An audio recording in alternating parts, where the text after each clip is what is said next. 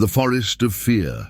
Picture yourself stepping into a dense and mysterious forest surrounded by trees that seem to stretch endlessly, as if they're there to test your courage. This forest is dark, its shadows are deep, and the silence is so intense it feels like a weight pressing down on your shoulders. Each step echoes, creating an eerie sense, almost as if you're not alone. But there's something unique about this place. This isn't just any forest. It's a metaphor, a symbol of fear, the very feeling that all the chosen ones, at some point, must face to reach their true potential. The path of a chosen one isn't easy. Many, even before taking their first steps, carry deep fears, rooted since childhood, since the moments they first realized that the world is vast, filled with uncertainties and challenges. Every tree in this forest represents one of those fears. Some are roots of insecurities that sprouted from early stumbles. The first disappointments, the times they felt small and fragile. Others are newer branches, fears that have appeared in adulthood, those that ask, what if I fail? What if I'm not enough? What if I get hurt again? Fear has a way of paralyzing us, whispering lies that we take as absolute truths. It tells us we're not good enough, that failure is inevitable, and that vulnerability is a risk not worth taking. But here, in this forest, the chosen ones are being called to confront all of it head-on. This isn't a path one takes lightly. It's a journey that requires courage, and each step forward is a victory. In the forest of fear, the shadows are not merely darkness, they are tests. Every time you feel that chill down your spine, that shiver that runs through you, it's fear making itself known, waiting to see if you'll retreat or keep moving forward. And here's the amazing part. Every step a chosen one takes in this darkness, something inside them changes. Fear doesn't vanish like magic, but it weakens, transforms, losing its grip against the determination of someone who chooses to keep going. Here's something many don't yet understand. Fear is not an enemy, at least not for the chosen ones. It's a teacher, showing us where we're still vulnerable and where growth is needed. In the darkness of this forest, the chosen ones have a chance to learn, to know themselves more deeply. They discover that they can be vulnerable without feeling weak, that they can fail without being destroyed, and that they can trust themselves to move forward, even when the path is uncertain. One of the secrets that the chosen ones begin to uncover on this journey is that fear was never a final sentence. It's a doorway that when faced leads to a stronger, more aware and more complete version of who we are. It's as if, with each fear confronted, a part of the forest lights up, revealing that this darkness was an illusion, a reflection of our own inner doubts. As they move forward, the chosen ones realize that fear tends to scream the loudest right when we're on the verge of crossing a boundary, breaking through an inner barrier. It's almost as if it knows that once we overcome that final shadow, we free ourselves from something that kept us bound, that limited our freedom. At its core, fear is a guardian. It protects us from risks, but it also holds us back from truly living by recognizing it as a temporary ally. As a challenge to be overcome, the chosen ones find a new strength, a renewed spirit, and so step by step they move forward.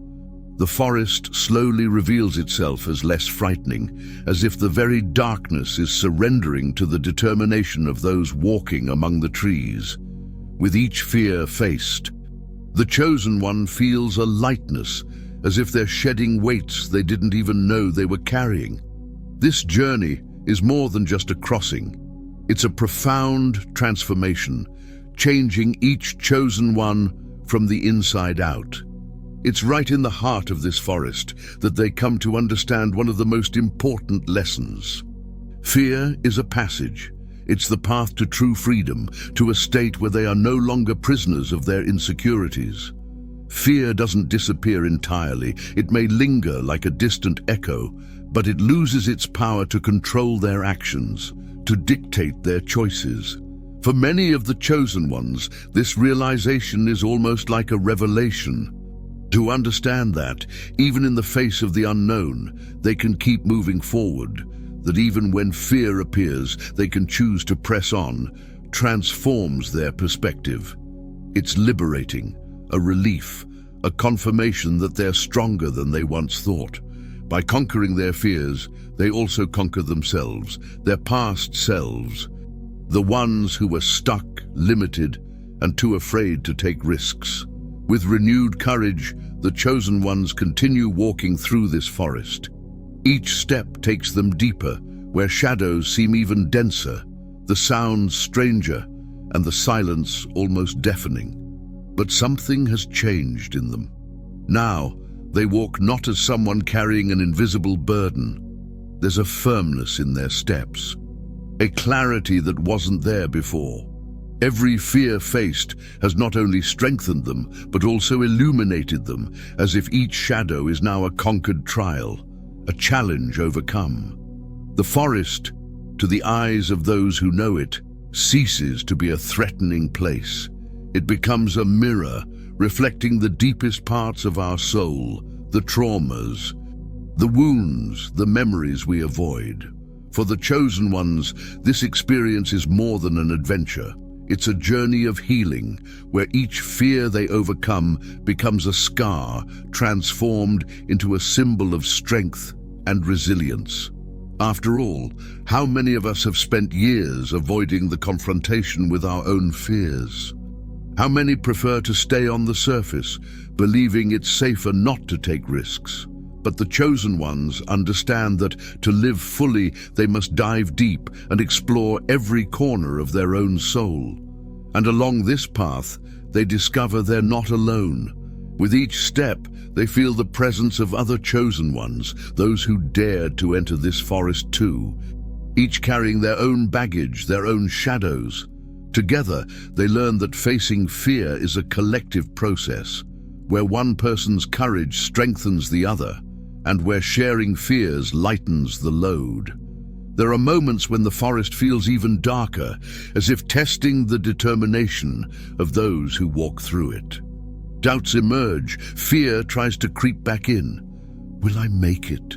Some wonder. Am I strong enough? Others ask. But as they look around, they see other chosen ones who keep moving forward, facing their own fears and finding strength they might not have known they had. This unity, this silent exchange of courage, makes the forest less lonely, less intimidating. As they press on, something remarkable happens. The chosen ones realize that the more they face their fears, the clearer the paths become. It's as if the forest, once so dense and impassable, begins to open trails, revealing hidden passages that were once cloaked in the shadow of fear. Each decision to confront their insecurities unveils new horizons. The chosen ones discover that as they free themselves from fear, they also open up to endless possibilities in life. They also learn that fear, in a way, is like an old friend. It will always be there, always present, but now without the power to control their actions. It doesn't vanish completely. Instead, it serves as a reminder that courage isn't the absence of fear, but the ability to move forward with it by your side. Each tree in this forest holds a story. Some chosen ones stop in front of a tree and recall a specific episode that marked them, perhaps an old fear, something from childhood. Others face trees that represent more recent fears, challenges from the battles of adult life, like the fear of loneliness, the fear of failure, the pain of loss. Each tree is a chapter, a lesson, a piece of a larger story that makes them who they are. The forest then becomes a book of memories, a place where every fear is a page and every victory is a new leaf turned. What once seemed a place of terror now reveals itself as a sanctuary of self-discovery. Here, the chosen ones find not only their fears, but also their passions, their strengths, and even forgotten dreams. It's as if, by facing their fears, they reconnect with the essence of who they are, with the inner child that still lives within each of them, the one who believed the world was a place of infinite possibilities before fear imposed limitations. And when they gaze upon this inner child, something magical happens. It's as if they can see their true essence, the part of them untouched by fear. The part that still believes in the power of dreams, in the strength of faith, in the courage to be who they truly are. This child smiles at them as if saying, "You've always been strong enough.